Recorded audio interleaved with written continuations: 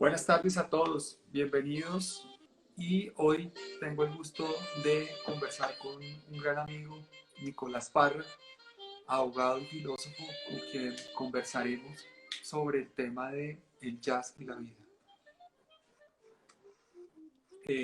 Nicolás es abogado y filósofo de la Universidad de los Andes, hizo un LLM en la Universidad de Harvard y allí mismo está cursando estudios de doctorado. Acaba de publicar su segundo libro que se llama Argumentar y Persuadir, un libro. A propósito de esto, aprovecho para contarles que este viernes Nicolás estará en un podcast con el profesor Jorge González de la Universidad de los Andes, un podcast que se titula El derecho por fuera del derecho, que aborda justamente la relación entre lo jurídico y las humanidades, un tema que sin duda define muy bien a Nicolás. Un rasgo personal que también lo define y que me impresiona mucho es que a sus escasos 32 años tiene el temperamento y la pausa de alguien mucho mayor, al punto de que cuando hablo con él tengo la impresión de estar hablando con alguien que ya ha vivido muchas vidas y con quien tengo el gusto de haberme cruzado en esta. Mi amistad con Nicolás comienza inicialmente en el campo de lo jurídico, cuando yo estaba como director del periódico Ámbito Jurídico, pero se empieza a afianzar con el paso de los años en el territorio del jazz, a lo largo de las charlas y de los encuentros musicales que ahora obligatoriamente se volvieron virtuales por cuenta del COVID-19. Siempre estamos intercambiando música e impresiones sobre artistas de distintas épocas y distintos subgéneros. Al mismo tiempo, vamos alimentando un diálogo alrededor del jazz como este de hoy, y creemos que esta es una conversación que debe seguir creciendo y llegando a tantas personas como sea posible. Entrando en el tema de hoy, quiero contarles que el nombre del jazz y la vida viene de una charla muy similar que hicimos en el marco del Festival de Jazz de Villa de Leyva hace unos años. En esa charla hicimos una especie de paralelo entre la historia del jazz con el ciclo de la vida, en la medida en que, al igual que todos nosotros, el jazz tiene o tuvo un nacimiento, una infancia, una adolescencia, una adultez, una vejez y una muerte en sentido metafórico. De manera que en la charla de hoy queremos darle un giro a ese esquema inicial de lo que se hizo en Villa de Leyva y de alguna forma improvisar sobre esa idea del jazz y la vida, pero no para llenarlos a ustedes de datos sobre la historia del jazz y de fechas, etcétera, sino para contarles cómo hemos vivido con el jazz en nuestras vidas, cómo llegamos a él, a través de qué artistas y de qué canciones, cómo ha evolucionado nuestro gusto por el jazz, y qué definitivamente no nos gusta del jazz también. Eh, yo no dejo de pensar en esa conexión maravillosa que hay entre la música y la memoria. Es un tema que a mí particularmente siempre me ha obsesionado mucho. Y en este caso, pues, la relación que hay entre el jazz y la memoria. La vida finalmente es como una especie de gran banda sonora y cada canción que nos cruzamos en ese camino está ligada a recuerdos, a momentos, a personas. La música incluso puede revivir cosas que creíamos ya olvidadas. Eh, Casi podríamos decir que así como en el derecho hay temperamentos interpretativos, parafraseando el título del primer libro de Nicolás, también hay temperamentos en el jazz. Eh, Cada músico, cada agrupación crea atmósferas, transmite mensajes y emociones diferentes.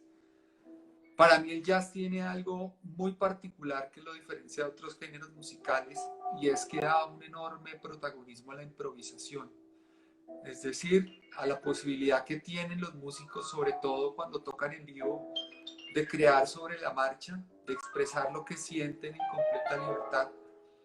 No quiero decir que no exista improvisación en otras formas musicales, pero insisto en que la improvisación es un sello distintivo del jazz y quizás sea su rasgo más importante. Puede haber muchas músicas sin improvisación, pero sin improvisación no existiría el jazz. Eh, bueno, dicho esto, esta introducción, les reitero que hoy es la última charla del mes de mayo. A partir del próximo 10 de junio estaremos iniciando un nuevo ciclo de charlas a través de las plataformas de MAP. Y bueno, Nicolás, pues darle la bienvenida, agradecerle inmensamente este tiempo. Muchas Creo que ya gracias, Juan. conté más o menos en términos muy generales su trayectoria, su experiencia como profesor, como columnista, estudiante ahora en los Estados Unidos. Pero bueno, hoy nos encontramos alrededor de un tema que siempre nos ha conectado mucho, que es el tema del jazz. El jazz y la vida. El jazz y entendiendo que el jazz ha sido un compañero en este camino. Quería preguntarle para comenzar, pues, ¿cómo se encontró usted con el jazz? ¿Cuál fue el primer contacto que tuvo con esta música? Si sintió que usted había encontrado el jazz o el jazz lo había encontrado usted, y por qué esta música y no otras, por qué sintió una conexión tan particular con esta música. Bueno, no, muchas gracias a usted, Juan, por la invitación, a MAPART pues, por organizar esta charla. No muchas veces se habla como de la música sin tanto tecnicismo. Alguna vez un literato dijo que cuando se analiza la música se vuelve sonido. Y creo que acá lo que queremos hacer es todo lo contrario, que la música hable por fuera de la música. Yo soy un convencido de que la filosofía hay que salvarla de los filósofos, la literatura de los literatos y la música a veces también de los músicos. Es decir, que ese diálogo se abra para personas que no son técnicas y expertas en esas disciplinas o en esos saberes o en esas formas de expresión artística. Y antes de responder su pregunta, quería contarle un poco que viví un proceso, digamos, haciendo una retrospectiva y pensando en esta charla de cuál era mi vida en el jazz o el jazz en mi vida. Me pasó lo que le pasó a un personaje de un cuento que leí hace poco de Ted Chiang, que es ciencia ficción. Ted Chiang escribió un cuento que se llama El mercader y la puerta del alquimista. Y básicamente, pues no dañarle el cuento a nadie, pero es un mercader que tiene una puerta que lo lleva a usted al pasado y usted puede hablar con su yo antiguo, su yo previo. Preparando esta charla sentí un poco esa especie de viaje. Sentí que, como usted decía, Juan, mientras uno iba recordando, iba pasando como por un portal, como por una alquimia, tratando de hablar con el pasado o con mi yo pasado y también con mis antepasados o los antepasados del jazz. A veces uno lo hace para pedir perdón, a veces para avisarle al su yo pasado como tenga cuidado, no vaya por este lado o por este otro. Y al igual que el cuento de Chang, me di cuenta que uno vuelve al pasado no para cambiar al yo viejo, no para avisarle y decir, oiga, no la embarre de esta forma, sino para avisarle a uno mismo como el camino que ha recorrido y a tratar de aceptar quién uno es. Y eso me pasó tratando como de pensar un poco qué iba a decir en esta charla. Y antes de entrar en materia también, las tres palabras que utilizamos, ¿no? La vida y el jazz. Creo que ya es una ventana enorme a lo que el jazz significa para mí, ¿no? La vida, creo yo, es un proceso de habituarse y de rehabituarse, donde hay una agencia, pero uno también está determinado, donde hay negociaciones constantes entre, llamémoslos, el orden y el caos, la libertad y la esclavitud. Y me encontré, Juan, desempolvando algunas entrevistas que hicimos juntos, una frase que ya no me acuerdo si la escribió usted, la escribí yo, pero los dos la autoríamos, o alguno de los dos la escribió y el otro la retocó, que eso es lo bonito, que no importa en los diálogos de dónde viene la frase, lo importante es el proceso. Y decíamos, Juan, que el jazz es como un diálogo inacabado y como el largo, intricado camino de crecimiento personal en el que vamos aprendiendo a lidiar con nuestras flaquezas. Decíamos que es un refractor que en vez de distorsionar, amplía nuestra perspectiva. Y me pareció súper bonito. seguro lo escribió usted. De hecho, hay palabras que yo no uso en mi vocabulario, pero me alegra haberlo autoreado conjuntamente y creo que eso es una buena forma de continuar ese diálogo inacabado e intrincado de crecimiento personal. Y ya empezando a su pregunta, mi nacimiento, pues digamos, el nacimiento primero conceptualmente, ¿no? Es ese momento donde supongo que es algo muy doloroso, pero también es muy asombroso, como nos separamos metafóricamente de un estado armónico, cálido en el que vivíamos y nacemos y de pronto aparece todo lo humano, ¿no? Como el llanto, el deseo por el otro, el deseo por la madre, el anhelo de libertad. Constantemente me imagino que uno es llevado de un lugar a otro sin saber uno para dónde va. Entonces creo que ahí hay un montón de imágenes que se replican a lo largo de la vida y que dicen mucho como de qué significa ser humano. Y el jazz, pues, usted sabe, nace un poco en ese estado de llanto, pero es un llanto como un blues, eh, pero también en un anhelo de libertad, ¿no? Como de negociar con el otro, nuestros deseos de tener agencia en el mundo, de cambiarlo, pero también reconocer que tenemos unas raíces que nos han sido cortadas metafóricamente. Entonces, la primera vez que yo vi un concierto de jazz en vivo, porque yo creo que ahí es cuando uno se enamora de esta música, al menos me pasó eso. Yo tal vez había escuchado antes alguna grabación, pero cuando mi papá me llevó a 14 a Lincoln Center, en ese momento el Jazz at Lincoln Center pues no era el, el sitio tan grande que es hoy, digamos, no era, Wynton Marsalis no era el embajador que es hoy en día en términos de jazz, sino era algo mucho más modesto. Yo sin tener ni idea a lo que íbamos, mi papá se consiguió boletas para un concierto de Paquito de Rivera y por eso puse en el playlist una canción de Paquito de Rivera, que es un cover de Green Dolphin Street, que después fue tocada por Miles en el 58 y por un pianista que yo sé que a usted le encanta, que es Ahmad Jamal 2 años antes, en el 56. De hecho, Miles la incluye no en la versión de estudio de Kind of Blues, sino la que tiene las otras canciones.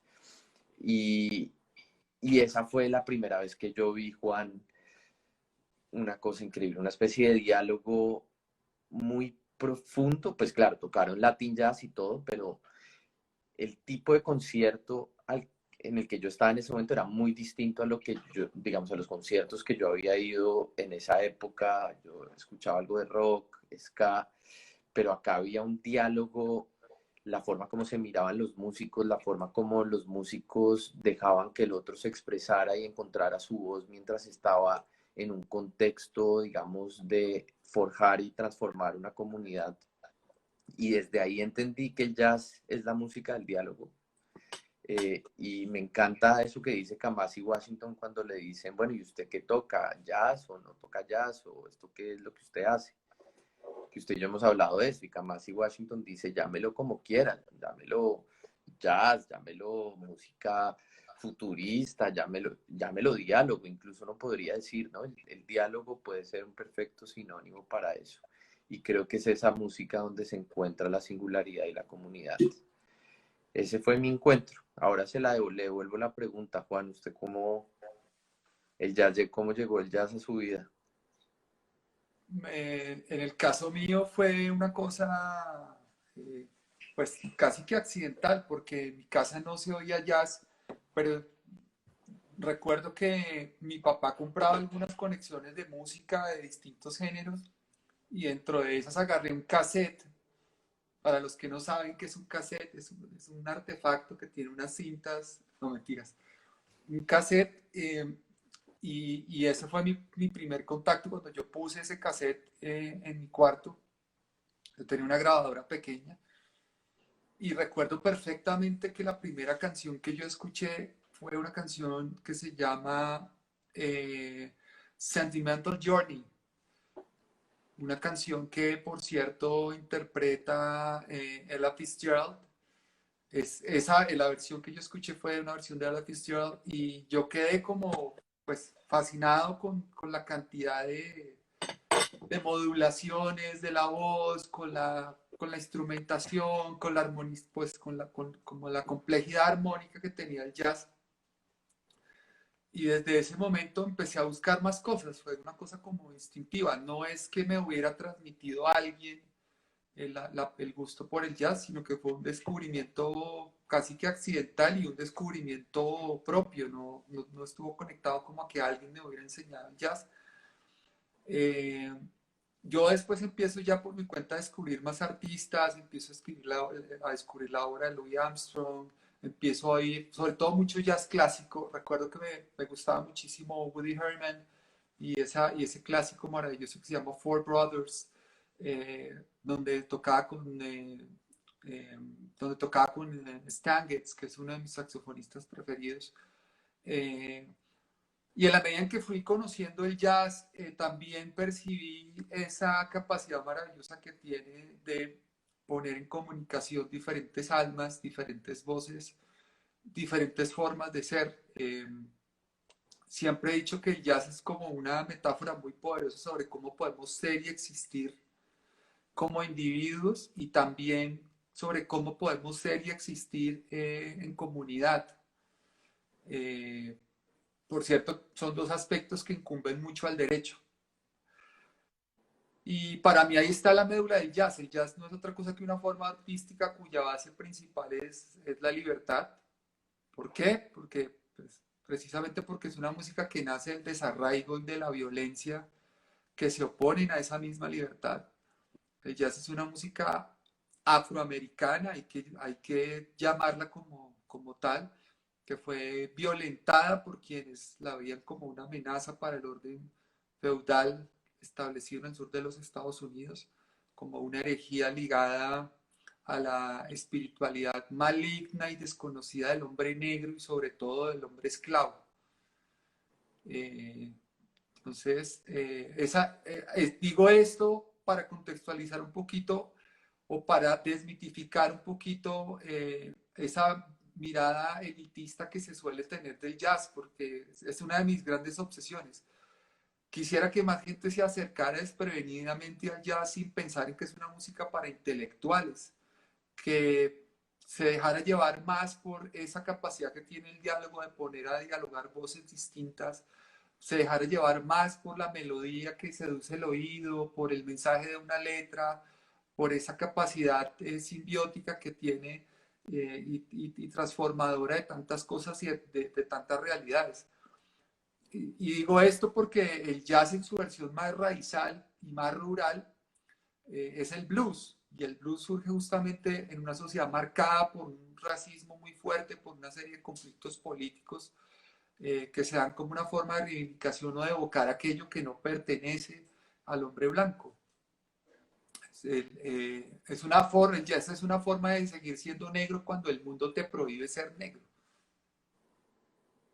Es una forma cultural de apropiar y de reinterpretar lo religioso y lo social desde lo negro.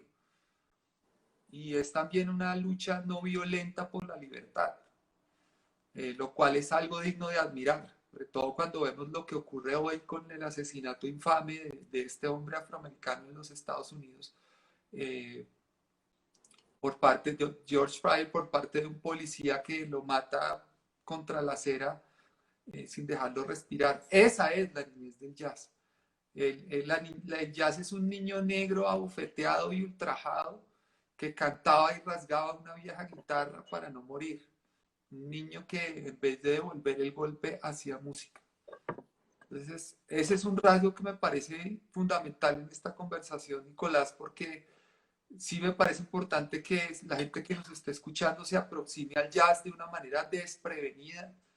Si no le gusta, pues no le gustó, pero por lo menos que se dé la oportunidad de quitarle esa pátina de intelectualidad, de falsa intelectualidad, que es una cosa que viene mucho más adelante para el jazz, cuando el jazz se vuelve, es apropiado, digamos, por las élites blancas de los Estados Unidos, se mete a las universidades y se convierte como en un objeto de culto de la investigación científica. Entonces, pero en su esencia, el jazz en sus orígenes, vamos a Storyville en New Orleans, vamos al Bronx en Nueva York, es una música marginal, es una música marginal esencialmente rural que luego migra a las ciudades. Y ahí me parece que hay cuando yo empiezo a descubrir toda esta realidad del jazz, me parece que hay una cosa fascinante y es cómo nos va contando la historia de ese sufrimiento negro, pero también la historia de los Estados Unidos. Yo aprendí mucho de la historia de los Estados Unidos a través del jazz y a través de novelas fundamentales como Jazz de Toni Morrison y El Gran Gatsby de Scott Fitzgerald. Hay una serie de novelas que dan cuenta de ese tránsito entre el campo y la ciudad que es fundamental para el desarrollo posterior del jazz. Entonces, le diría eso, es un acercamiento muy casero, muy informal, pero que una vez se da es un acercamiento muy profundo.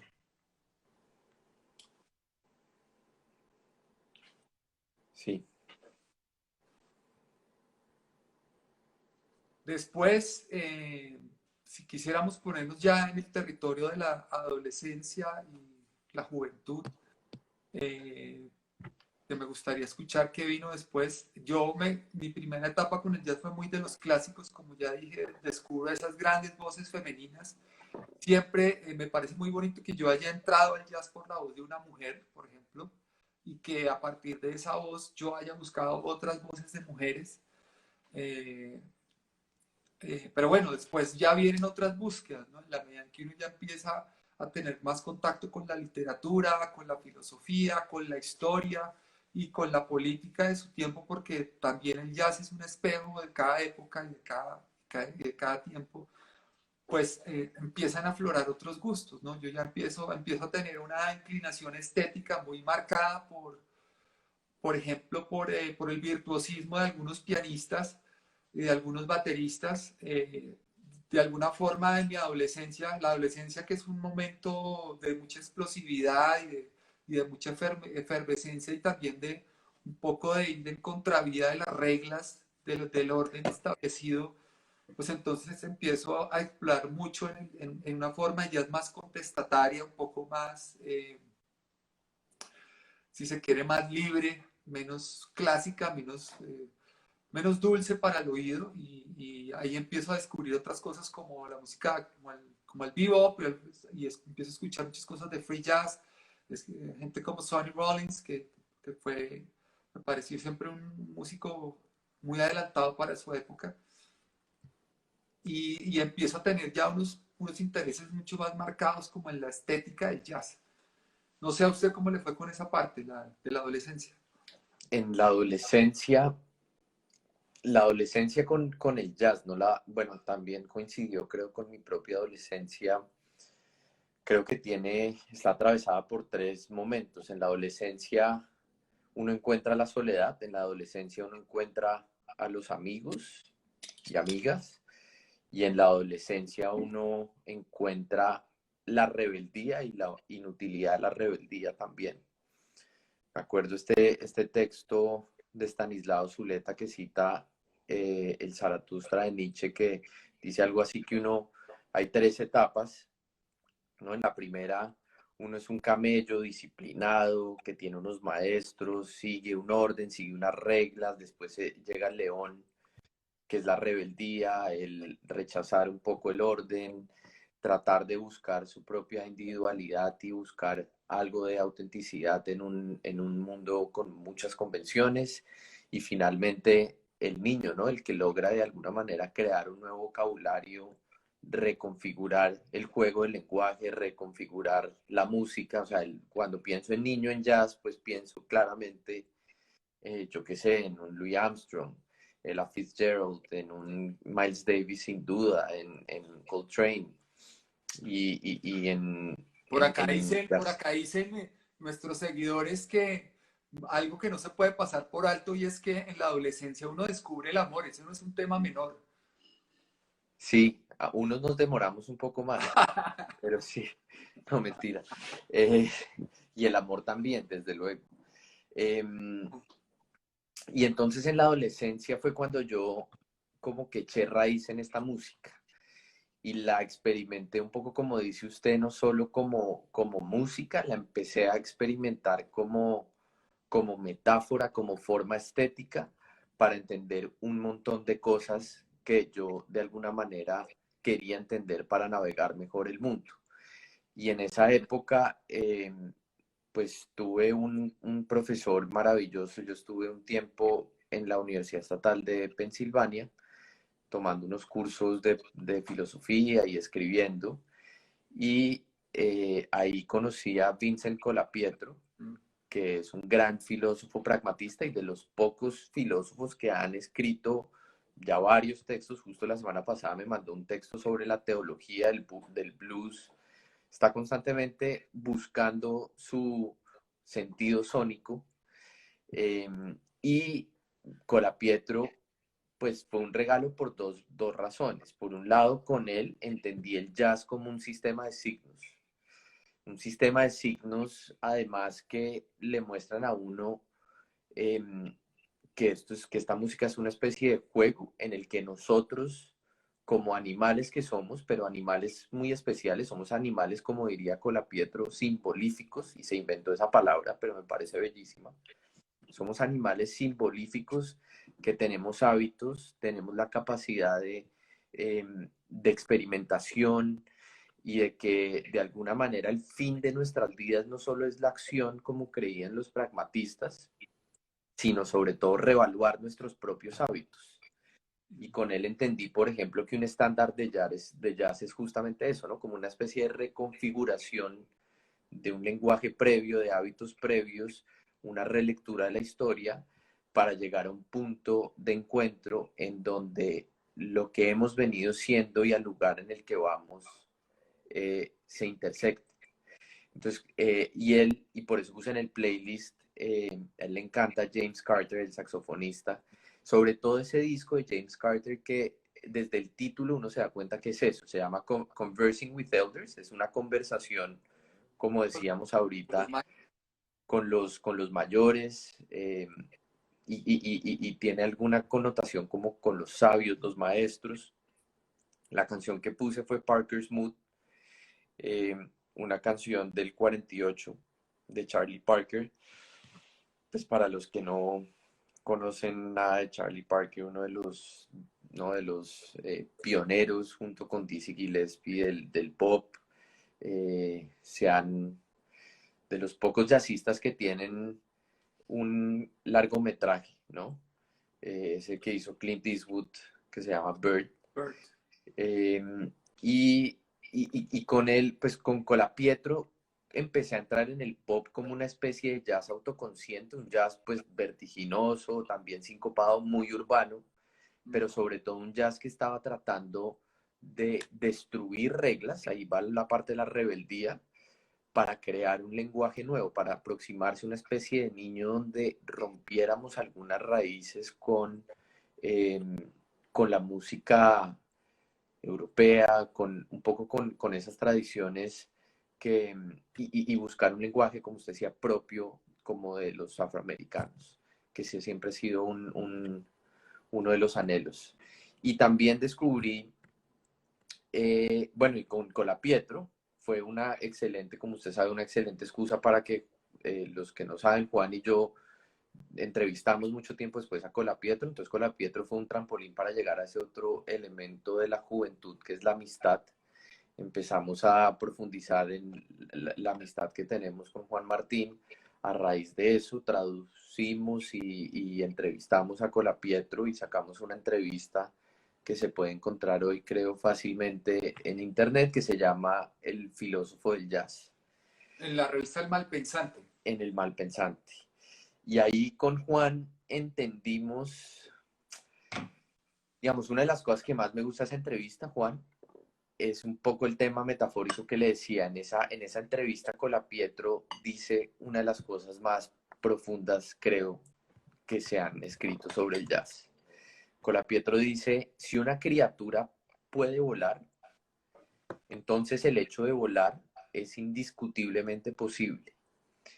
Y extiende esa analogía y dice, si el jazz puede mostrar en su práctica cómo lo comunal y lo personal, lo cooperativo y lo competitivo no son exclusivos, sino que están en una dinámica y están generativamente ligados, entonces sirve el jazz como fuente de metáforas vitales.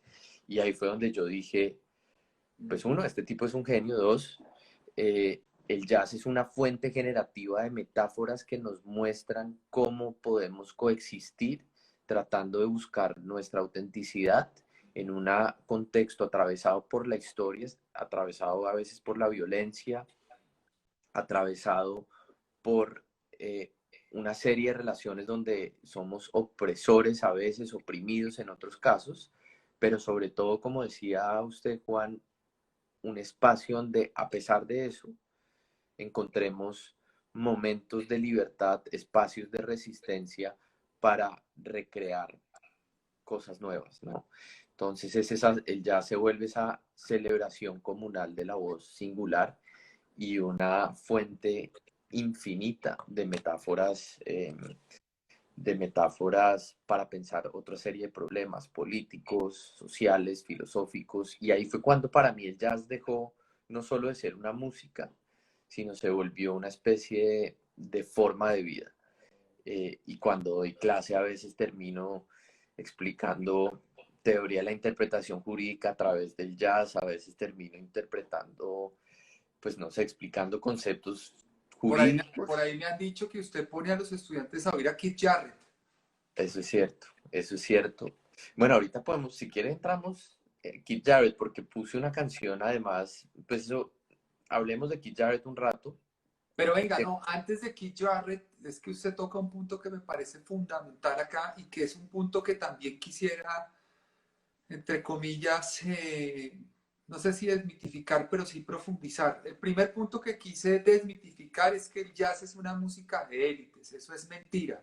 Eso es una falsedad y es una afirmación subjetiva y prejuiciosa que atenta contra la posibilidad de que muchas personas se acerquen al jazz de manera desprevenida y por el simple gusto de acercarse. No hay que ser intelectual, entre comillas, palabra que por lo demás siempre me genera mucho escozor. No hay que ser intelectual para acercarse al jazz. Puntos. Dos, otra conversación, otro de los puntos que hemos venido desarrollando a lo largo de muchas charlas y muchas tertulias, Nicolás, es el alcance que tiene ese jazz que nos permite entender realidades políticas, incluso realidades jurídicas, pensamientos, etcétera. Digo esto porque cuando hicimos la entrevista cuando hice la entrevista con Job Dyer, por ejemplo, uno de los puntos que yo le pregunté a Job Dyer, que es el autor de But Beautiful, un libro hermosísimo, tal vez de los libros más bellos que se hayan escrito, libros literarios, si no el mejor, sobre jazz.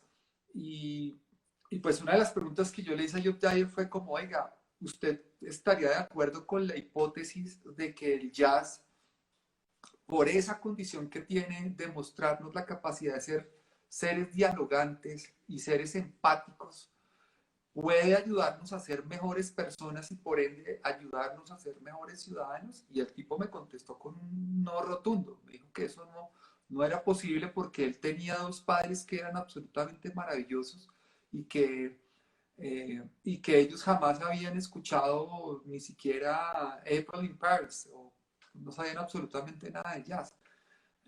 No quiero decir no quiero decir que el jazz tenga necesariamente que llevarnos a eso, a ser mejores ciudadanos, a ser mejores personas, a ser personas más respetuosas de la ley, etcétera. Pero sí hay un elemento que yo quisiera destacar en esta conversación y es la preponderancia que tiene la improvisación dentro de la ejecución del jazz. Hace que este género, eh, sobre otros, nos entregue mejores herramientas para que la interiorización de esa música nos permita jugar mejor ese juego de roles del que usted hablaba, Nicolás. Ya, ¿qué quiero decir con eso? Quiero decir que la improvisación entendía como un espacio-tiempo en el que el músico puede expresarse en libertad, permite algo maravilloso, y es que mientras él o ella hacen uso de esa libertad, están dialogando simultáneamente con otros músicos en el escenario. De modo que todos aprenden a conversar haciendo uso de su libertad, tanto de forma individual como colectiva. Ahí está para mí lo más valioso del jazz. Si tuviera que definirlo, diría que el jazz es una suma de libertades o individualidades que a partir del diálogo y el encuentro con otros da forma y sonido a lo colectivo. Es una forma musical de lo colectivo. Quien ejecuta un solo dentro de un grupo recibe toda la atención de los demás, ellos le permiten ser con plena libertad y al hacer eso se ponen en su lugar porque han cedido su propia libertad para que por un momento, por un fragmento, por unos cuantos compases, una voz sobresalga sobre las otras. Cuando ese músico que ha tocado el solo termina de ejecutarlo, es recibido de vuelta a lo colectivo. Ahí hay otro concepto fascinante que usted debe haber leído en sus cursos de filosofía que viene de Jacques Derrida, que es el concepto de la hospitalidad. Es acogido de vuelta en el seno de esa colectividad sonora y esa persona que se incorpora nuevamente al grupo pone ahora su interpretación y su forma de tocar al servicio de las voces de otros. Entonces, ahí el jazz se convierte en una metáfora muy poderosa sobre cómo podemos ser y existir como individuos y cómo podemos ser y existir en comunidad. Eso es muy importante, lo que usted dice. Y además, yo le añadiría que no solo es existir con los otros, sino cómo podemos existir con nosotros mismos, siendo nosotros mismos otros para nosotros mismos. Es decir, nosotros también somos extraños para nosotros mismos. Y no solo es un tema de lograr coexistir y dialogar con el otro allá afuera, sino con el otro acá adentro.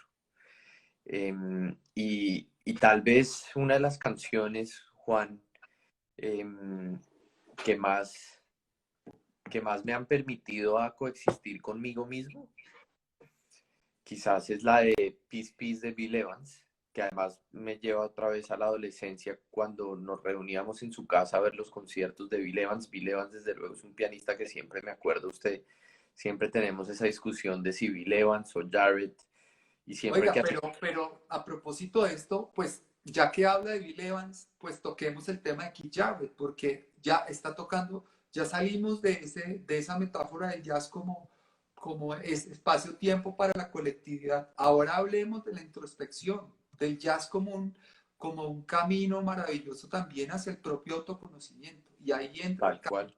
maravilloso lo que usted está diciendo de Evans y de Jarrett. Perdón que lo interrumpí. No, total, total. Pues esa pieza que está ahí en el playlist de Peace, Peace, la pieza de paz, pues yo le confieso, Juan, es una canción que yo a veces pongo, no sé, en autorrepetición 30 veces al día cuando uno tiene un día difícil y que a duras penas se soporta a uno mismo.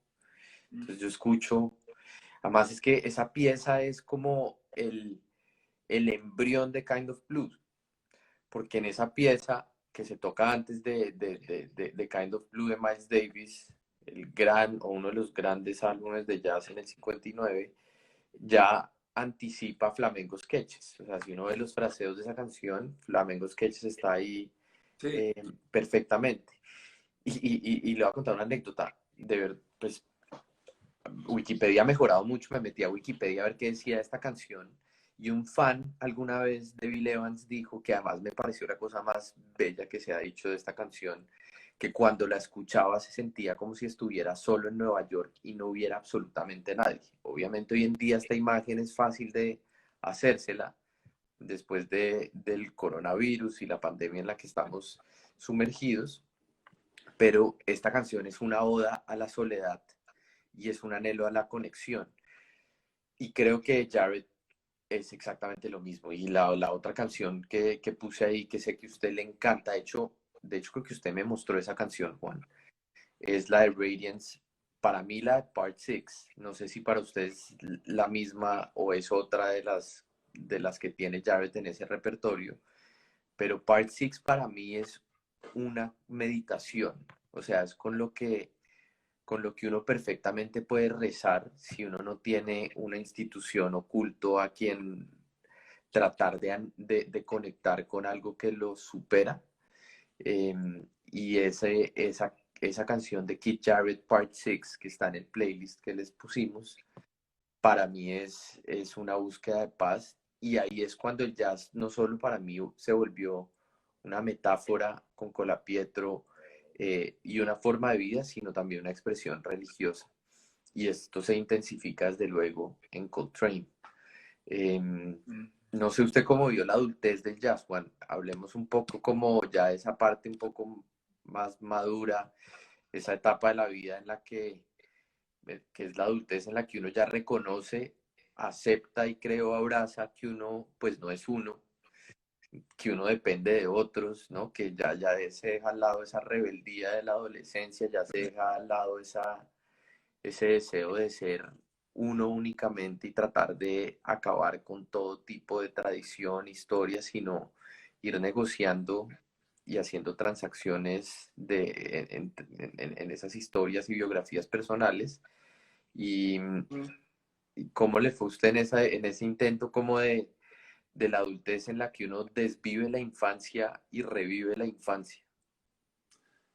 Pues qué bueno que me toca este punto porque justo quería compartirle un texto que escribí, que creo que usted lo leyó también, y que es un texto que tal vez refleja lo mejor que he podido, es la mejor forma que encontré de verbalizar esa transición a la que usted hace referencia.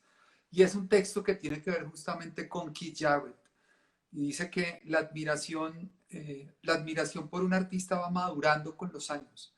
El fervor inicial, ese deslumbramiento incontenible, va sentándose en un disfrute más prolongado y más sereno, acaso más maduro. Y es extraño porque las grabaciones, como los libros escritas están, no cambian un ápice aunque hayan pasado décadas. Cambiamos nosotros, que deshojamos la música con manos más cuidadosas, con rostros más curtidos, con emociones más trajinadas. La obra de Keith Jarrett, por ejemplo, ha ido moldeando con el tiempo nuevos contornos en mi esencia, nuevas percepciones de mí mismo. De joven solía ignorarlo en claro desafío, encaprichado con la idea de no seguir a la manada, rechazando de tajo aquello que se convirtiera en figura de culto para los demás. Pero en la intimidad de mi cuarto y sin que nadie lo supiera, lo escuchaba con devoción.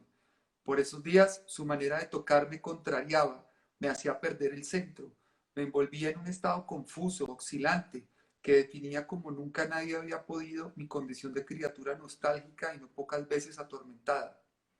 Al mismo tiempo, me molestaba admitir que alguien a quien no conocía tuviera el poder de atravesar mis fibras más íntimas, pero acabé aceptándolo y de paso cambiando mi relación con la música, o al menos con la forma en que solía escucharla.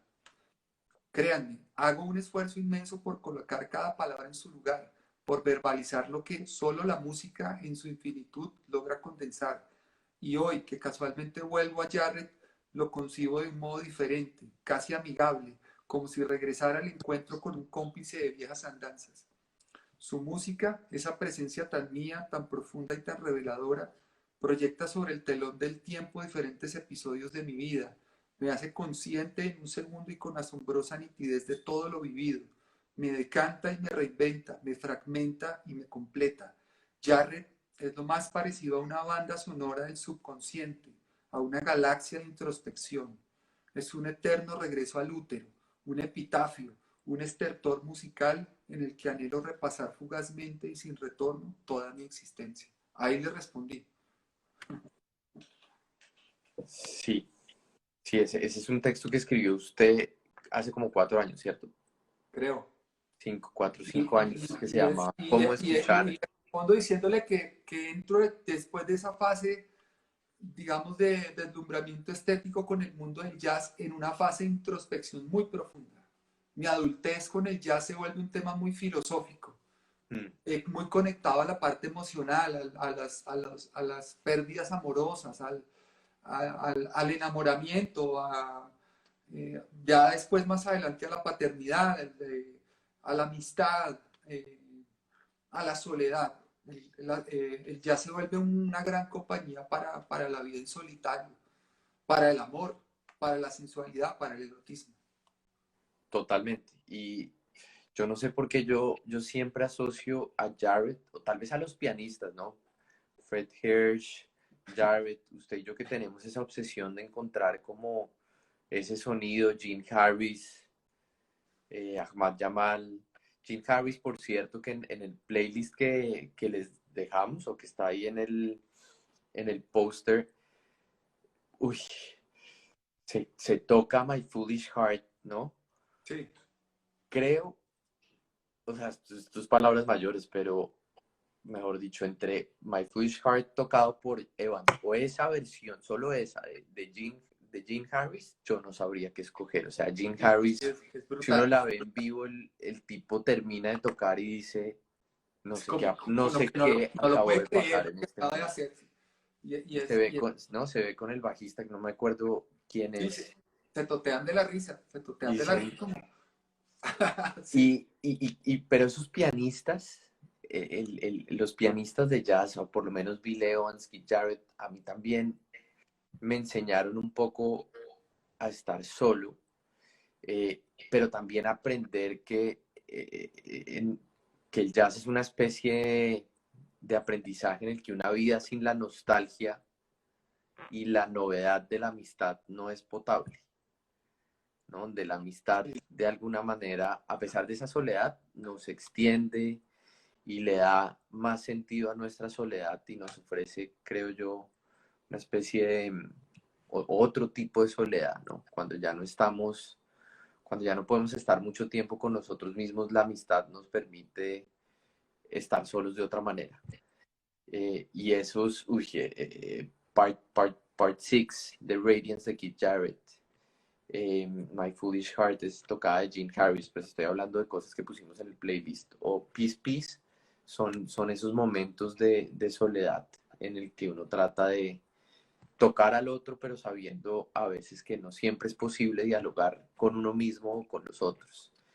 Y en la adultez yo tengo que decir, usted que habló del amor y que en el chat dijeron que en la adolescencia llega el amor.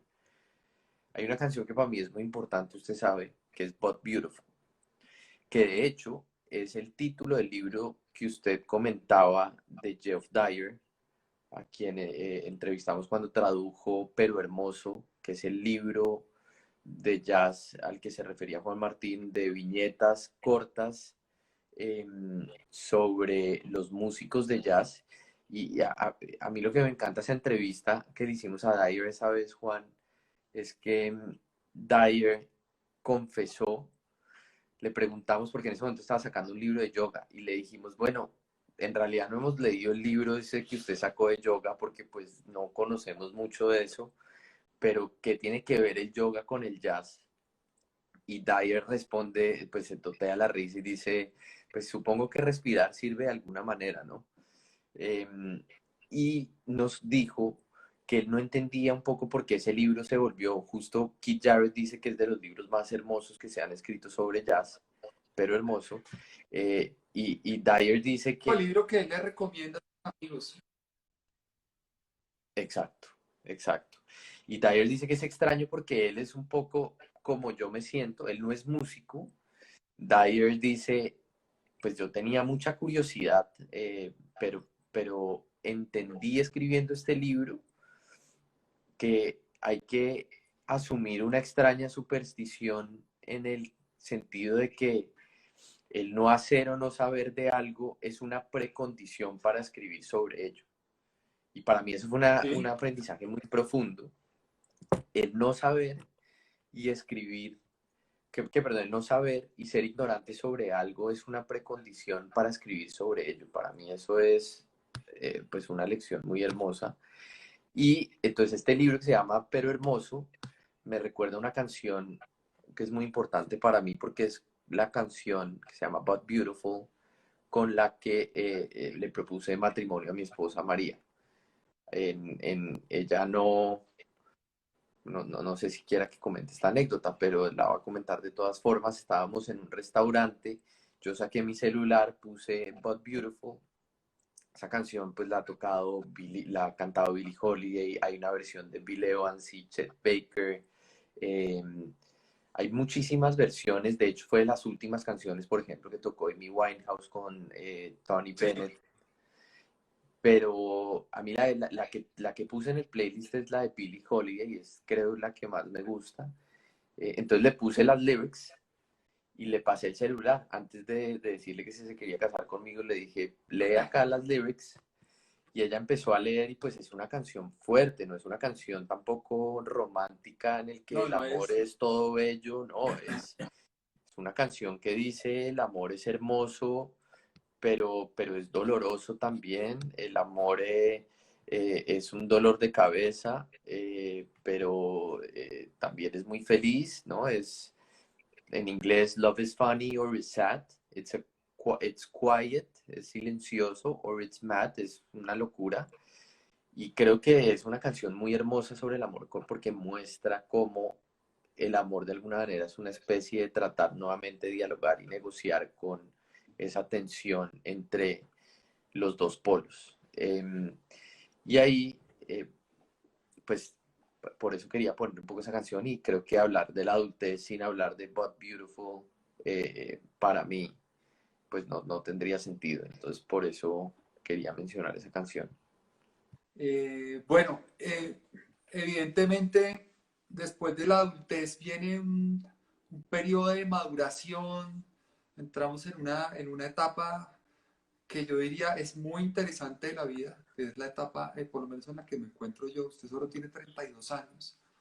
Eh, Pero yo soy un alma vieja, como dijo usted en su sí, introducción. pero es alma vieja, es alma vieja. ¿No? Sí, yo siento que estoy hablando con un hombre ¿sabe con quién me pasaba eso? Con Eduardo Álvarez Correa. Cuando yo miraba los ojos azules de Eduardo Álvarez Correa, sentía que estaba hablando con un tipo que había estado, que caminaba todos los días por las plazas de Roma y luego volvía, viajaba en el tiempo y eh, iba a dictarnos una clase de derecho romano y hablaba con tal propiedad de las monedas, de las vestimentas, de la arquitectura romana, de todo eso aplicado al mundo del derecho que yo decía, este tipo viene de otro tiempo, es un poco parecido a lo que me pasa cuando hablo con usted. Muchas gracias. Eh, eh, el punto es, ya entramos en la madurez de la vida y, ¿por qué no?, en la muerte del jazz, que es uno el tema que yo quisiera dejar para el cierre de la charla. La muerte del jazz en sentido metafórico, porque evidentemente, particularmente después de 1965, con el advenimiento del rock, un movimiento masivo, muy fuerte, muy contestatario, por cierto, música que yo adoro, que también, con la que también tengo una conexión muy profunda, porque justamente tiene raíz en el blues. No olvidemos que el rock es una música negra, aunque no la vendieran los blancos como música blanca, es una música negra. Eh, entonces, pues nada, en este punto el jazz tiene una decaída, indudablemente, que lo obliga a replegarse en otros géneros musicales. Estábamos hablando, Nicolás, de lo que podríamos llamar metafóricamente la muerte del jazz o la última etapa de la vida del jazz. ¿Cómo cómo la analiza usted? ¿Cómo la entiende usted?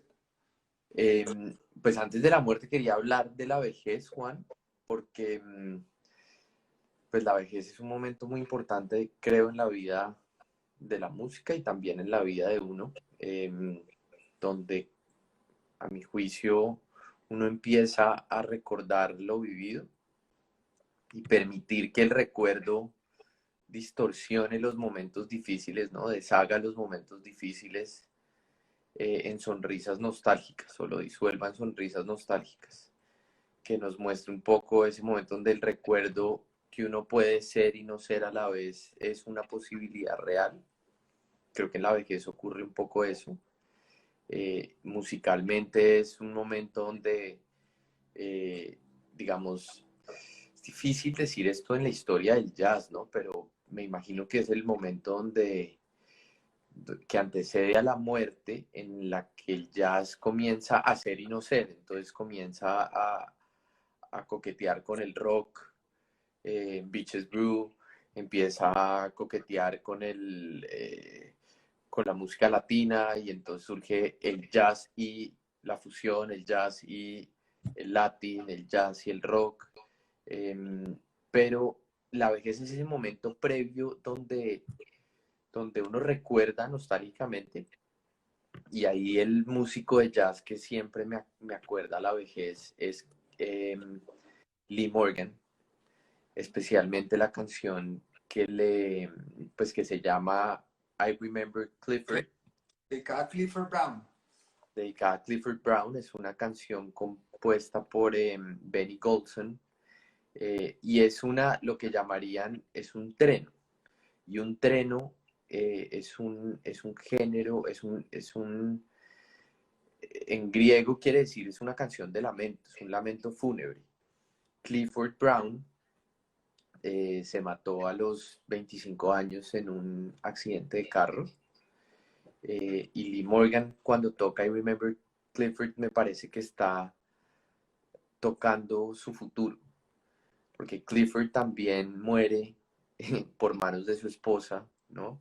Que le pega un tiro antes de entrar a un concierto en Nueva York, y muere a sus 30 y pico años. Y pues Clifford Brown era su gran ídolo. Lo interesante de esa canción, cuando uno la escucha, es que uno ve cómo los recuerdos de la vida de uno y los recuerdos del jazz comienzan a desvanecerse. Y entonces, como decía, se desvanecen en sonrisas, creo, nostálgicas.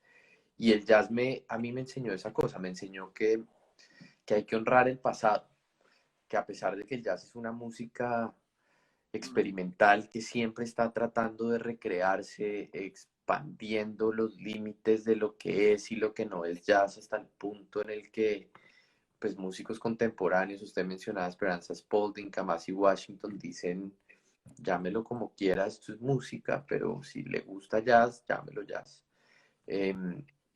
Pero también es una música que constantemente que se revitaliza por ir al pasado, y que constantemente se está haciendo preguntas de qué tenemos que sacrificar del pasado para adaptarnos en el futuro, ¿no? El jazz es como la filosofía, una expresión artística, intelectual, emocional, que nos enseña cómo morir. Y ahí pasó a la muerte. La muerte, para mí la muerte es eso, como cuando uno se diluye ya con el otro, lo que no conocemos, lo que nos es totalmente incognoscible, incomunicable. Y en el jazz creo que pues a mí personalmente, como esto se trata del jazz en nuestras vidas, en la suya y la mía, a mí personalmente lo veo en Coltrane, lo veo en antecitos de A Love Supreme, en Crescent, el disco ese que saca en su época de Impulse. Y en Coltrane veo como ese deseo de que a veces el saxofón no es suficiente, ¿no? Como que a veces ya la música ni siquiera es suficiente para lograr conectar y trascender. Y ahí es donde el jazz comienza a coger otras direcciones. Usted justamente me mostró un grupo que inicialmente no me gustó, y hoy en día no puedo dejar de oírlo, que eso es importante, ¿no? No ser dogmático con la música. Si el hecho de que a ustedes no les guste el jazz o un grupo o una canción inicialmente, de ninguna manera quiere decir que no les va a gustar en un futuro. A mí me pasó con Sons of Kemet. Sí, usted Eh, dijo que le parecía demasiado, demasiado, no sé cuál fue el adjetivo que utilizó. Sería bueno con el adjetivo, no sé, yo lo sentía repetitivo, lo sentía estridente, y hoy en día me parece de las cosas más increíbles, porque es la muerte del jazz en el sentido de volver a sus raíces. O sea, usted escucha Sons of Kemet, especialmente este disco súper político, ¿no? De My Queen Sí, Is, sí, sí. que sus Dedicado a mujeres, genes, todas mujeres. a todas mujeres, pues de una canción se la dedican a Harriet Tubman, otra canción se la dedican a Angela Davis, Annie Julie Davis, ¿no? Como grandes líderes feministas, pues que también están tratando como de de llevar el tema de la raza a discusiones políticas interesantes. Y en Sons of Kemet, que yo no sabía, pues esto surge como es un jazz, digamos, antibritánico, antiimperialista. Es un jazz británico antiimperialista, llamémoslo así, diciéndole un poco a la reina de Inglaterra como mi reina no es usted, Sí. estas son mis reinas, ¿no? Y Kemet es el nombre, se llama Sons of Kemet porque Kemet es el nombre de esa tierra negra, el nombre que se usaba de tierra negra haciendo referencia como al Egipto antiguo. Entonces es una música que usted la escucha, ahí está en la playlist para los que quieran oír de Sons of Kemet, y, y es muy extraño porque ahí se diluye totalmente las categorías espaciotemporales. Uno siente que va como a música tribal, muy originaria, pero también uno siente que está escuchando un jazz como del futuro. No sé si a usted le pasa lo mismo. Y bueno, el Latin, que usted en eso sí es mucho más experto que yo hasta ahora estoy empezando como a entrar en en ese género que me gusta mucho. Eh, También hay un diálogo del jazz como con otras regiones geográficas. Y la primera canción de la playlist es de Peter Auret, baterista que tiene este Auret Trio, que es puro jazz surafricano, que es algo que he estado escuchando últimamente, y que hace poco, justo hace unos meses, se grabó por primera vez en en el sello discográfico Blue Note al primer surafricano, que es Ntsuku Mahatini. Entonces creo que hay como una especie en el jazz hoy en día como de reconectar con otras regiones geográficas, expandir el género mucho más y empezar a dialogar con otras tradiciones. No sé usted cómo lo ve. Sí, de acuerdo. Decíamos al comienzo de la charla que el jazz tiene un origen rural, negro, campesino del sur de los Estados Unidos, que es una música que se asienta en la primera cabecera municipal en la que se asienta el jazz, es New Orleans, un entorno bastante diverso, pero esencialmente negro. Eh, y con el paso de los años, en esta etapa en la que nos encontramos ya de la madurez del jazz, diríamos que el jazz se vuelve, deja de ser un producto o cultural estrictamente estadounidense y se convierte en un lenguaje universal, en una forma de expresión que puede interpretar los surafricanos, los colombianos, los europeos en general. Eh, de hecho, yo en los últimos años he estado metiéndome mucho más en el tema del jazz piano y estoy muy gratamente sorprendido con la calidad de los músicos locales que he encontrado y realmente es gente muy admirable porque sabemos que el apoyo para el jazz en Colombia es mínimo, que hoy en días de coronavirus muchos músicos de jazz están trabajando con las uñas y viendo a ver cómo sobreviven y aún así está haciendo trabajos de extraordinaria calidad. De eso también hemos tenido oportunidad de compartir en algunos momentos. Pero usted tocaba unos puntos que a mí me parecieron realmente importantísimos y que tienen que ver, así como hablamos en la adolescencia, del descubrimiento del amor, en la adultez de la introspección, ahora en la madurez y muerte de la nostalgia. Y el jazz como una música que nos transporta eso hacia el mirar a la tradición, un poco en ese diálogo de maestros que usted proponía o que usted comentaba hace un momento, el jazz como una música que también nos permite mirar el pasado para reinventar ese pasado. Mucha de la nueva ola de músicos que ahora nos deslumbra, nos hemos centrado mucho en Kamasi Washington porque tal vez el fenómeno mundial más y más relevante y que ha tenido mayor aceptación y es un músico descomunal.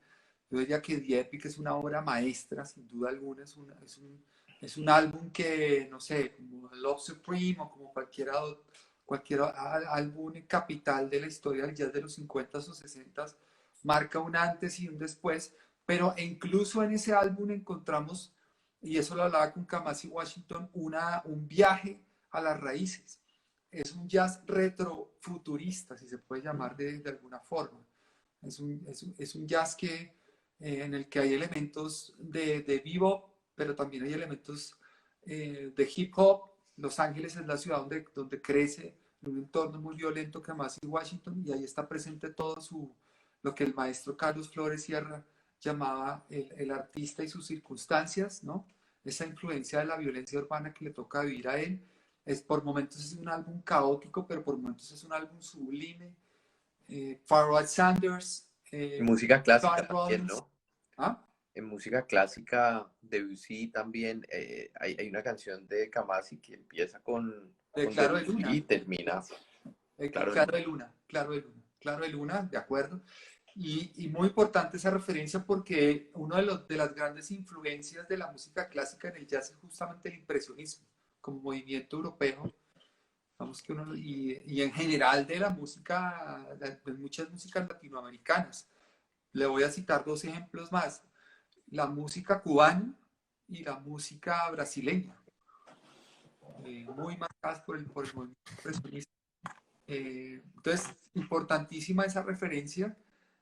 La muerte para mí, vuelvo a Scott LaFaro, esa desaparición trágica, la muerte de dos genios como Clifford Brown, como Lee Morgan, la muerte como la desaparición de una estrella en el firmamento del jazz que deja de brillar por una situación trágica o simplemente porque la vida ya cumple su ciclo y se acaba, pero la muerte como una gran lección y como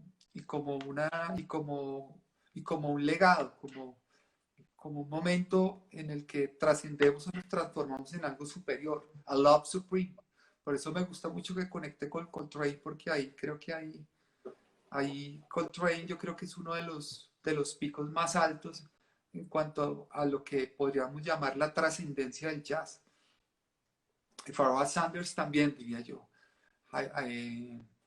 Es otro músico que para mí llevó la música a un nivel, si se puede llamar, espiritual, ¿no? Hay muchas corrientes ahora, pero creo que es uno de los músicos con los que más tuve una conexión. Bueno, no sé De- si hay algo más que complementar yo ahí. solo agregaría rápido de Coltrane, le cuento una anécdota.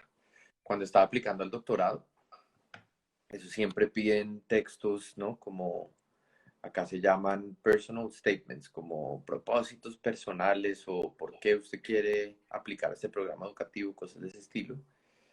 Y yo empecé con Coltrane y dije, si en un doctorado de Derecho no me aceptan por citar a un jazzista, es un programa que no me interesa tanto. Y cité eh, el momento cuando Coltrane toca Alabama, que creo que también está en el playlist que Sí, dejamos. está. Alabama es una canción muy importante, pues está en su gran disco del 59, Giant Steps. Y si pueden, escuchen el minuto 2:41 a 2:47, donde Coltrane y su banda se quedan en silencio.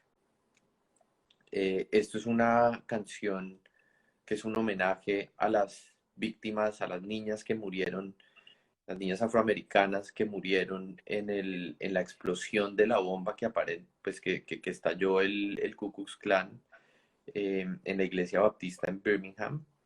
Y Coltrane frena en el minuto 2:41, un poco como diciendo, ya no encuentro palabras o sonidos para entender lo que está pasando. Y la otra vez, justo ayer, estaba caminando por acá cerca, que queda un parque que se llama Meridian Hill Park en Washington. Y vi que había como unas fotos en el parque. Me acerqué y entendí que ese parque le dicen el Malcolm X Park, informalmente. Y es en el parque donde existió una de las protestas más fuertes sobre esto que pasó en Alabama. Y justamente en el parque salen como fotos de personas cargando pancartas diciendo no más Birminghams. Eh, entonces, Coltrane ahí me enseñó que el jazz también toca sus límites. A veces, cuando las circunstancias que lo rodean a uno son tan difíciles, tan caóticas, tan violentas, eh, a veces nos tenemos que refugiar en el silencio. No siempre podemos hacer, como usted decía, Juan, de coger el niño que responde con la música a la violencia. A veces el silencio es ese Es la tipo de mejor respuesta. música que mejor responde a la violencia. Y esa es lo que yo llamo como una especie de autointerrupción en el jazz. Y extrapolándolo a la vida, creo que eso es una práctica también muy valiosa que yo adquirí el jazz, como que hay momentos donde las cosas, uno está muy desafinado y uno necesita autointerrumpirse un tiempo, ¿no? Y en esos momentos de autointerrupción, uno en esos silencios logra volver a reconfigurar el vocabulario, los signos. Finalmente, como decíamos, somos animales simbolíficos. Pensar en los hábitos que estábamos llevando y tratar de rehabitualizarnos, de reconfigurar esos hábitos, que creo que es lo que nos hace humanos, ¿no? Como somos animales capaces no solo de tener hábitos, sino de repensar nuestros hábitos y transformarlos. Y Coltrane sigue. Y para allá no sé, los muy curiosos en jazz,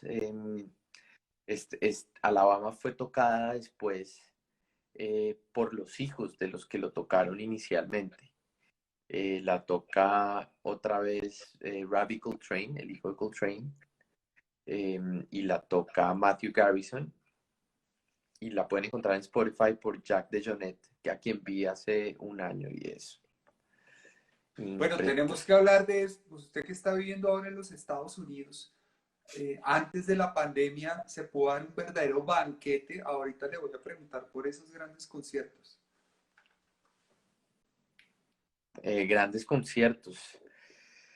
No, pero termine lo que estaba diciendo. Termine lo que estaba No, no, diciendo. no, no, no, no, entremos. Hay dos conciertos, muchos, pues he ido a muchos conciertos. Eh, Creo que los dos más grandes fueron el de Kamasi Washington, como usted decía. Kamasi Washington hoy en día ese concierto es lo más cercano que creo he sentido algo parecido a estar en el ojo de un huracán. O sea, en ese concierto uno sentía que el mundo se movía alrededor de uno y uno estaba quieto, pero no quieto, o sea, como busca ese punto donde, no sé, en ese signo del taoísmo, el yin y el yang, como esa línea donde el caos y el orden se estabilizan. Entonces fue un concierto de las cosas más increíbles. Llegué mucho tiempo antes, fui con mucha gente, unos se hicieron atrás.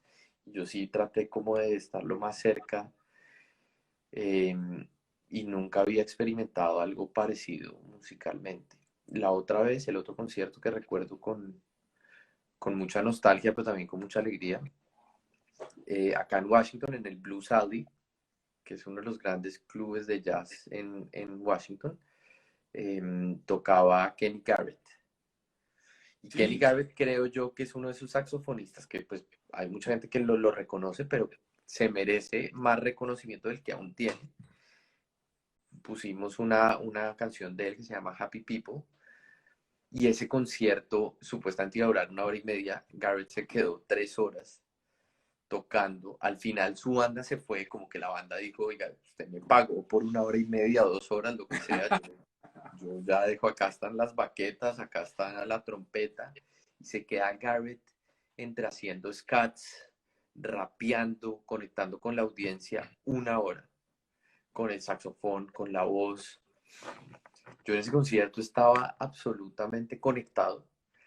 Se acabó el concierto, la gente estaba más bien comportada, pues como sentada, ¿no? Comiendo, tomándose un trago, y llega una persona de la nada, me abraza, me dice, qué concierto tan hijo de madre el que acabamos de ver, ¿cierto? Y creo que él se dio cuenta que los dos estábamos en un nivel de conexión, y yo como, claro. Y después tuve que esperar y fui a ver a Garrett, me pareció una cosa increíble. pero también vio a Jason Moran y no sé si vio a Alan Goldberg. Pues vi algo, a ver, así para ¿qué- qué- Fred Fred Hirsch. Hirsch?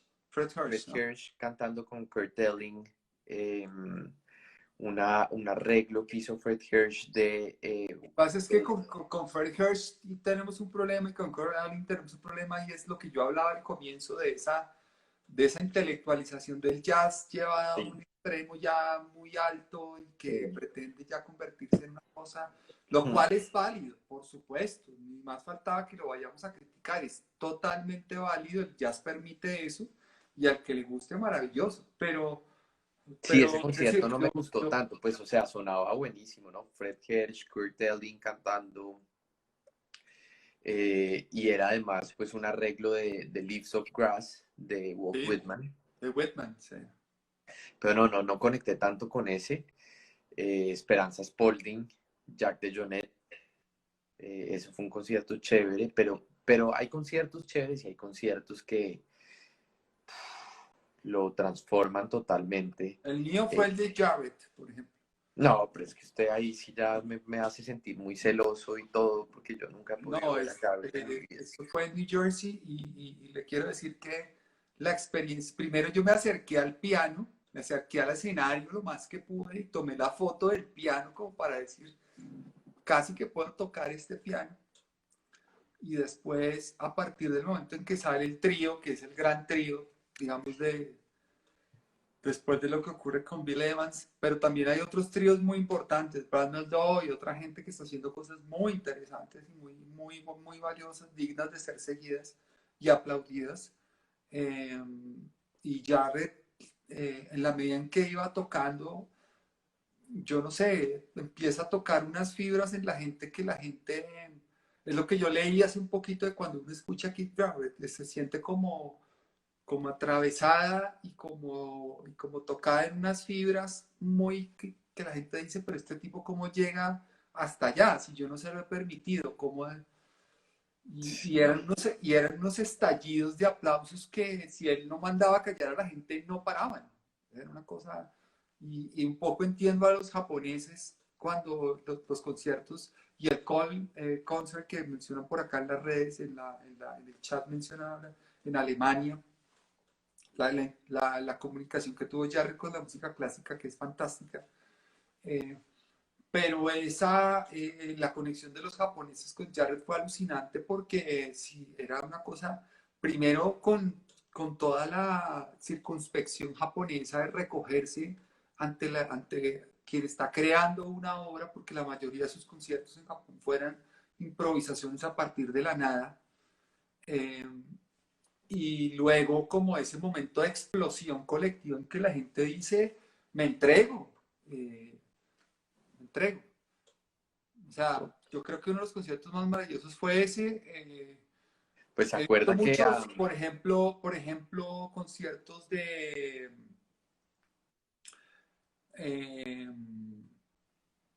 en Colombia, por ejemplo, tuve la oportunidad de ver Esperanza Spalding, fue increíble también. Yo creo que hay una corriente muy interesante, muy bien lograda en el jazz cubano, que hay que mencionar también. Los músicos cubanos están haciendo cosas muy interesantes. en la playlist tenemos cosas de Pepe Rivero, Pepe por ahí Rivero, que fuimos a fuimos a... ese concierto juntos. Sí, sí. Lo que usted dice aquí, Jarrett, solo, ¿se acuerda que le preguntamos a Geoff Dyer? Bueno, ya le hicimos preguntas así como de niño de 7 años, como Geoff Dyer, cuéntanos, Keith Jarrett o Bill Evans. Miles Davis Jarrett dijo que Dyer dijo Keith Jarrett por sobre todas las cosas, dijo que tiene lo que usted dice, creo, yo creo que Keith Jarrett tiene mucho más registro. A mí personalmente me llega más Bill Evans. Yo Bill Evans puedo escucharlo semanas enteras. Keith Jarrett no tengo ese aguante. Sobre todo es que hay cosas de Keith Jarrett con las que no conecto. Con Bill Evans casi con casi su todo, ¿no? gran mayoría, Igual. como dice usted, Pero se no, pero pasa no bien. podíamos, pues estamos hablando de conciertos, no podíamos ir a un concierto de Bill Evans. Pero yo le iba a hacer esa pregunta de niño de 3 años, y le iba a preguntar, si quiere, y después abrimos a preguntas. Le quería preguntar, Juan, ya que estamos en estos tiempos de pandemia y pensando un poco distópicamente, si usted pudiera llevar solo un disco y tuviera que escuchar eso por el resto de su vida en el confinamiento de su casa, ¿qué disco de jazz escogería? No, qué pregunta. Increíble. ¿Y por qué? Bueno, pues le voy Si a quiere responder, cambiar le voy a la responder idea, se va a una le isla voy a desierta o se responder, va a la guerra. le voy a responder tan instintivamente como aquí dice mi amigo Vincent de La Habana que hablemos de jazz latino, Michelle Camilo, que tengo sus discos, claro, es tremendo. Qué difícil, dice Janet, sí, de acuerdo, qué difícil, pero le voy a responder tan instintivamente como lo siento en este momento. Y sería chévere que la gente lo responda también, ¿no? Pues si Sí, ese, dice Vincent que él escogería el concierto japonés de Keith Jarrett. Por favor, la gente que esté conectada, escríbanos y cuéntenos un poquito de sus recomendaciones y si hay alguna pregunta. En el caso mío, yo le respondería así a quemarropa, ya, sin pensarlo, sabiendo que el jazz me da la oportunidad de reinventar, pues, el álbum número 2 de los conciertos de París de Bill Evans, donde está la versión de My Romance, que es la versión, o sea, la introducción de esa versión de My Romance de Bill Evans para mí es una catedral de la música. No solamente desde el punto de vista tímbrico, armónico, introspectivo, la profundidad que él logra ahí, sino que todo ese álbum tiene una atmósfera de nostalgia, es una cosa impresionante. Diría que ese porque ese álbum además, si usted escucha el solo de batería que dura como no sé cuántos minutos, es larguísimo, la forma como se recoge el público es un disco grabado en vivo además, eso es otra de las cosas que me parece fascinante del jazz, la atmósfera que se crea, la conexión que se crea, hablaba de Kenny Garrett, de la conexión con el público, cuando uno se abraza y cuando uno dice miércoles, estamos en presencia de algo, de un A Love Supreme jazzístico. Entonces, diría que ese álbum de Bill Evans para mí es capital, sobre todo esa introducción, porque ahí está condensado Bach, Chopin, el impresionismo, está toda la escuela de los maestros rusos y está toda esa nostalgia. Yo tengo una vena muy nostálgica, tengo una vena y esa línea ascendente que tenía Bill Evans con Rusia. Él, él nunca pudo viajar a Rusia, su mamá era rusa, pero él nunca pudo viajar a Rusia por distintas razones. Pero para mí, cuando él toca esa introducción de ese tema de My Romance en este concierto, está llamando a su ancestro ruso, está caminando por los bosques nevados en la Rusia materna que nunca pudo visitar. Yo diría que así siendo una pregunta muy difícil de responder que le voy a devolver en este momento. pues yo estuve pensando, obviamente, consejo, siempre nunca hagas preguntas que no puedas responder, entonces yo sabía que usted me lo iba a devolver. Em, y dije, si me tocara escuchar algún disco el resto de mi vida, sea en una isla desierta, sea en la guerra, sea en el confinamiento, en una pandemia peor que la que tenemos en este momento, yo escogería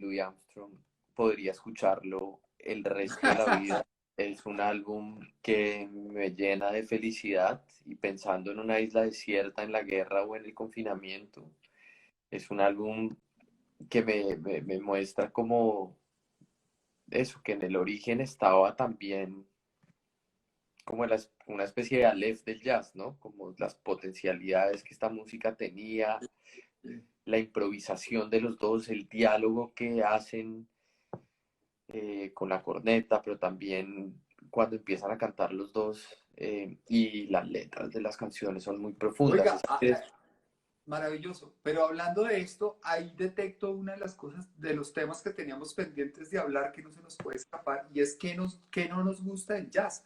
Por ejemplo, a mí no me, yo lo logré, hice todo el intento. Yo no puedo con los scats. Adoro a Ella Fitzgerald, pero cuando empieza 5 minutos de scats, yo ya entro en shock. No, a mí eso sí me gusta. Acá me dice Don Sabas, por hoy me llevaría el concierto en Japón Imagine de Gonzalo Rubalcaba grabado para el Blue Note y moriría en la explosión de trompeta de Perfidia en el minuto 14, trascendencia, uff. Claro.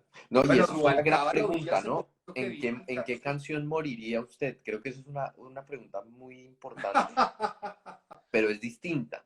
Yo no sé si el minuto 14, ¿no? Tocada 2000 veces, 3000 veces, 5000 veces sea igual. Entonces creo que esa pregunta, claramente yo no moriría, yo no escogería morir en Ella Fitzgerald y Louis Armstrong, cogería otras cosas. A mí el scat sí me gusta porque creo que el scat nuevamente conecta con, como con algo también muy primario y es casi que el grito, el canto no articulado es como la primera expresión de arte creo que existe en la humanidad, ¿no? A mí lo que no me gusta, si me hubiera preguntado hace un mes, un poco más, le diría que Ornette Coleman, pero hoy en día estoy amando a Ornette Coleman. No, Eh, entonces, diría que lo que no me gusta del jazz es, y acá me van a empalar todos los fanáticos de Miles Davis, pero Miles Davis después de Beaches Brew no, o sea, muy pocas cosas. Y esto es otra pregunta de niño chiquito, ¿no? Como John Coltrane o Miles Davis. Yo me quedo 100 veces con John Coltrane. ¿por qué?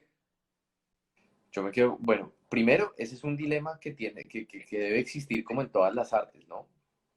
Esa es una pregunta que se le hacen a los literatos, que si Proust o Joyce, a los filósofos les preguntan que si Hegel o Kant, o si Aristóteles y Platón. Siempre hay esas dicotomías en las diferentes artes. Los que nos gusta el jazz tenemos la bendición de que Coltrane y Miles tocaron varias veces juntos. Entonces no tenemos que decidir eso. Simplemente podemos decir Kind of Blue y ahí Buen, está tocando Coltrane y ahí está buen tocando punto, Miles Davis al mismo tiempo. buen punto, buen Pero si punto. tuviéramos que decidir, voy a ir a clichés. Miles Davis es el príncipe, ¿no? de la oscuridad. Para mí, Miles se fue al infierno y se quedó ahí. Coltrane se fue al infierno y volvió y se santificó.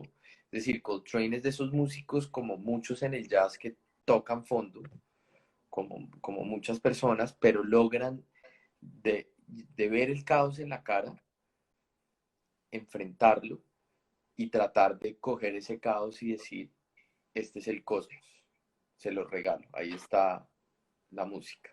Miles Davis se va y entonces se vuelve más un ícono eh, popular, diría yo. Coltrane conecta con cosas más profundas y como forma de vida me gustaría ser más, Coltrane es más modelo para mí que Miles. No, no creo que Coltrane conecte con cosas más profundas por su forma de vida. Yo creo que la musicalidad de Miles Davis es un cuchillo que nos corta en dos, pero adhiero a su punto en el sentido de que yo también escogería Coltrane por una sencilla razón, y es que Coltrane, después de haber hecho también el Cold Turkey, es capaz de levantarse de la tumba, de viajar a Japón y de hacer un homenaje estadounidense a los muertos en el holocausto que se materializa en una obra monumental que es Peace on Earth. Exactamente. Coltrane no llega a un nuevo sitio, Miles no llega a un nuevo sitio y dice, estoy encontrando el sonido del lugar. Coltrane toca flauta en Japón y la gente le Sí, dice, en el ¿por qué tren. está tocando flauta en Japón? Y Estoy Coltrane feliz. responde, porque estoy encontrando el sonido del lugar. O sea, Coltrane me parece a mí que es el verdadero filósofo del jazz. Y nuevamente me van a empalar, yo sé, perdón, Miles Davis es increíble, Kind of Blue es posiblemente mi disco favorito, pero con Miles, que por cierto nació ayer, hace mucho tiempo, ayer está celebrando sus 90 y Y tantos años Diomedes Díaz también, ¿no? Diomedes Díaz también. también. Eh, pero con Miles me pasa que no conecto con él después de que Bitches Brew, algunas cosas, algunas, muy pocas, como me parece que está muy preocupado por su apariencia, por cómo aparece y bueno, fue un ícono Yo en siempre he muy dicho bueno, que Miles Davis se vuelve mejor pintor que músico. puede ser, sí, puede ser. Mire los trabajos de pintura de Miles Davis y realmente son muy Sí, buenos. no, sí, sí, total. Ahora, eso nos lleva, creo, a mi otra, y abrimos a preguntas, pero simplemente quiero decir que usted ha ido a dos conciertos que yo sueño ir. El primero es el de Keith Jarrett, que usted ya comentó, y el segundo es el de Robert Glasper, que le hace uno de sus discos, es un homenaje a Miles Davis. Mm. Y para mí Glasper me parece hoy de las cosas más increíbles que está haciendo,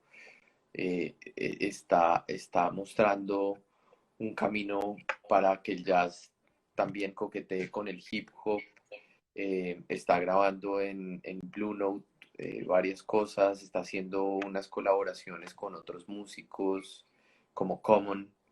eh, y su toque de piano me parece que también es otra de las grandes, como de los grandes nombres que vale la pena escuchar y ver en estos días. Robert Glasper. Sí, de acuerdo. Tuve ese concierto en el Blue Note de Nueva York, que yo sé que es un sitio muy turístico, me criticaron por ir al Blue Note. Nuestro amigo del jazz, ¿cómo se llama la tienda de discos? El Jazz Record Center. El Jazz Jazz Record Center. Record Center, Cohen, Mr. Cohen.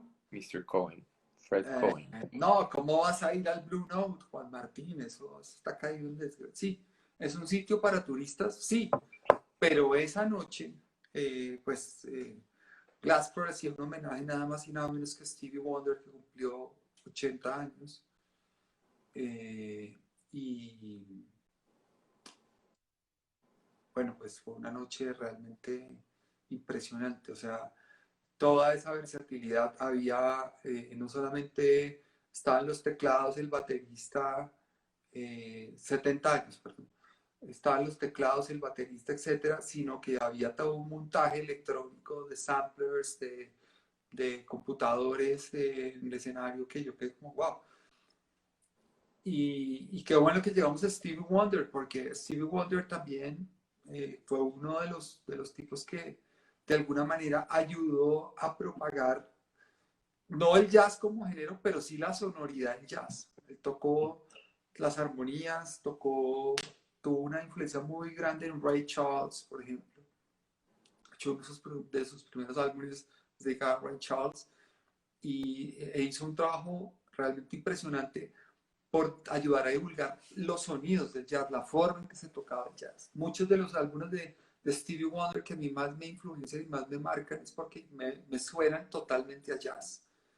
Y mucha gente que le ha gustado Stevie Wonder dice me gusta esta canción, pero ni siquiera sabe todo el jazz que ha incorporado en esa música. Entonces, esa es una de las cosas que yo diría que es fundamental. Eh, y bueno, pues de la nueva gente que he escuchado, diría que me ha gustado mucho el trabajo de Miguel Zenón, de Sonero, de álbum dedicado a Ismael Rivera. Nos preguntaban que habláramos de cosas como el Latin Jazz. Eh, y sin duda, este álbum para mí, el año pasado, fue un trabajo increíble. O sea, fue un álbum. Yo que he gastado mucha suela, mucho zapato bailando Ismael Rivera toda mi vida, desde chiquito en la universidad. Bueno, Ismael Rivera para mí representa un ícono de la música negra del Caribe, un sonero de verdad, un salsero. Pero en este álbum se transforma en una cosa mágica a través del jazz, del lenguaje del jazz, pero con un respeto absoluto, lo que hablábamos hace un poco de ese diálogo con los maestros de Joshua, y creo que son unos álbumes de celebrar. Sí, no, yo el Latin Jazz en realidad hasta ahora estoy empezando a descubrir eso es otro género. Tal vez recomendaría a Carlos Enríquez, el bajista del Jazz at Lincoln Center, que está haciendo eh,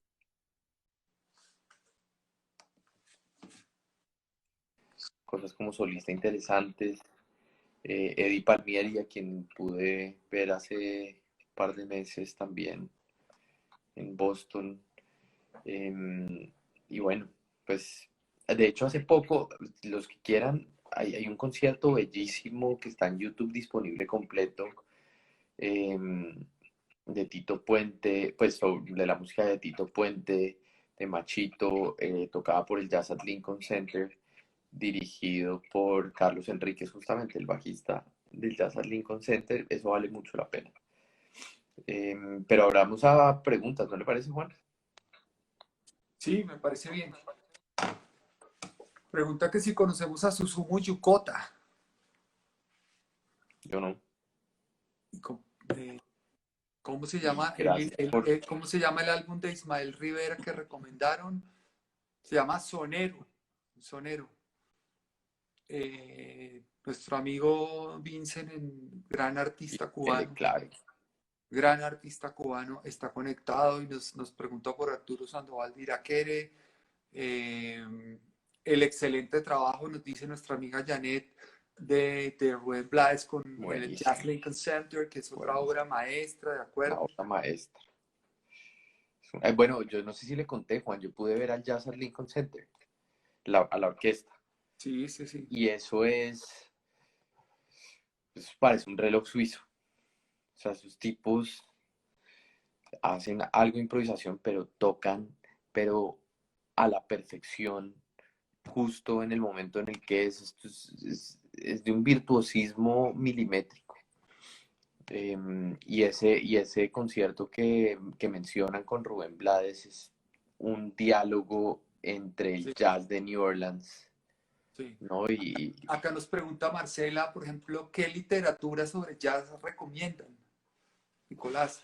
Es una gran pregunta. Pues por literatura hay mucha, digamos, hay ficción o no ficción, ¿cierto? De ficción, Juan ya mencionó a Toni Morrison, jazz, a Scott Fitzgerald, que por cierto hay una serie que muestra que Zelda Fitzgerald, la esposa de Fitzgerald, es más responsable de las genialidades de Scott Fitzgerald de lo que lo reconocen a veces en los círculos literarios.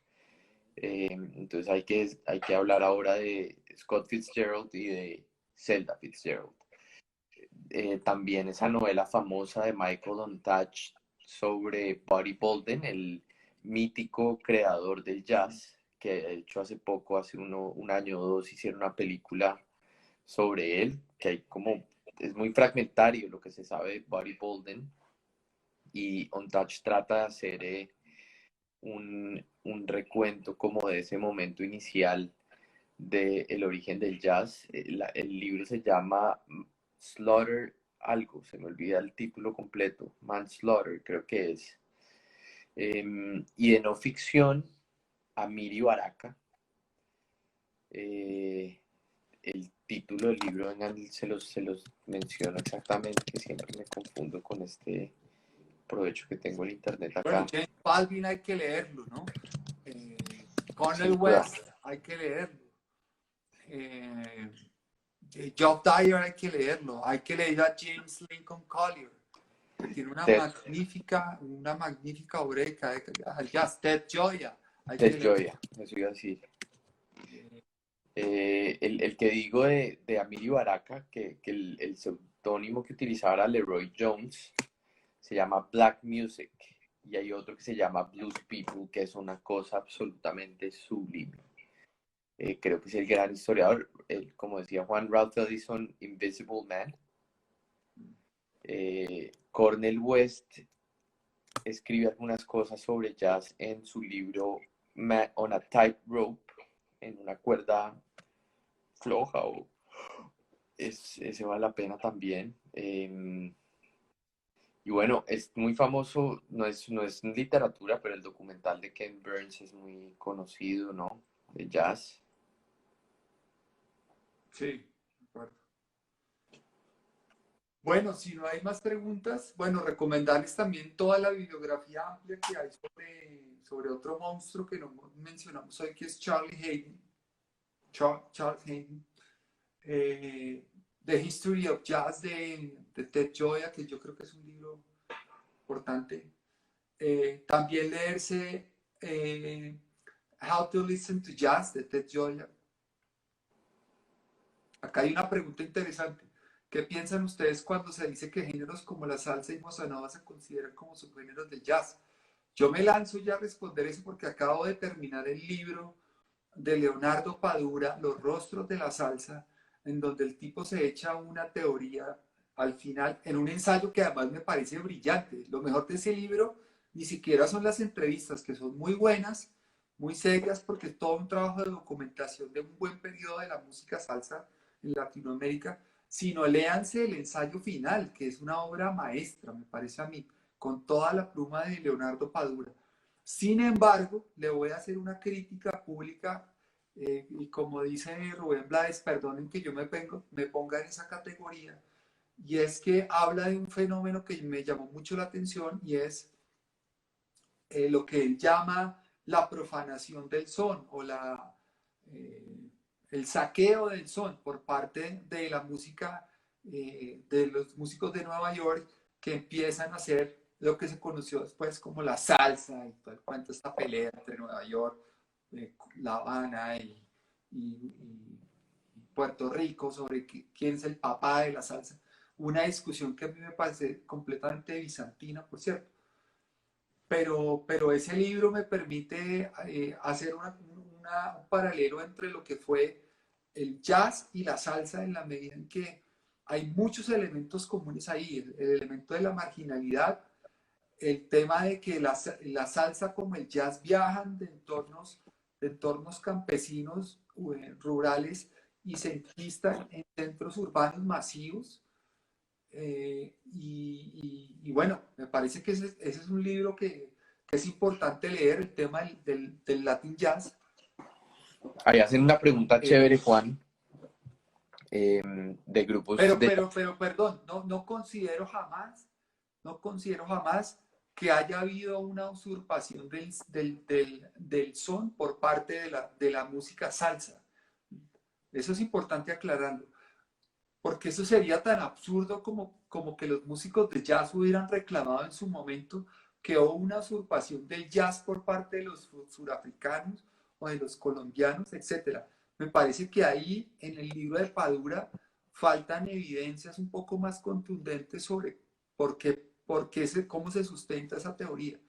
Si él me dice que el número de ventas de las discográficas de salsa cayeron después de 1975 a niveles críticos y que por eso fue necesario acudir al viejo repertorio del son cubano y la matancerización y toda esta cuestión, perfecto, pero no hay esas evidencias en el libro. Ese es el único comentario crítico que yo leería a un gran libro, por cierto.